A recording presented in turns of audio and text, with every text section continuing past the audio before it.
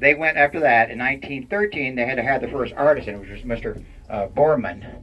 And he came in, and for the next 4 years, 5 years, he worked on all kinds of designs, plaster molds, etc., etc. But World War I broke out, and everything came to a halt.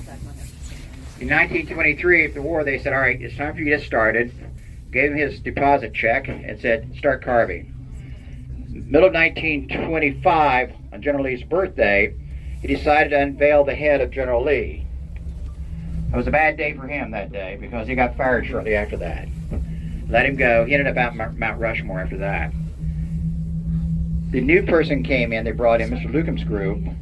The first thing he did was blast off what he started and start all over, and ended up with the design you see here, the Three Horsemen, which is Lee, Stonewall Jackson, and Jefferson Davis there. Now, that carving covers 3 acres of land.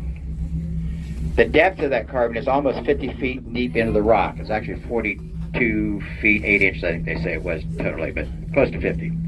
Anyways, it covers 3 acres. Then they worked on it until 1928, and then it came to a halt. They ran out of money, and nothing else was done on the carving again in 1964. But in 1958, the state of Georgia decided to buy the land back. And I said he'd buy it back because it gave way in 1822 in a land movement program.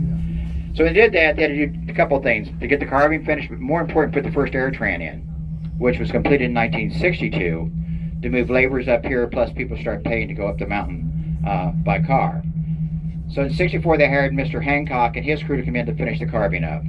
So 1970 was dedicated, 72 was actually finished at that point. Now the rock is 825 feet high.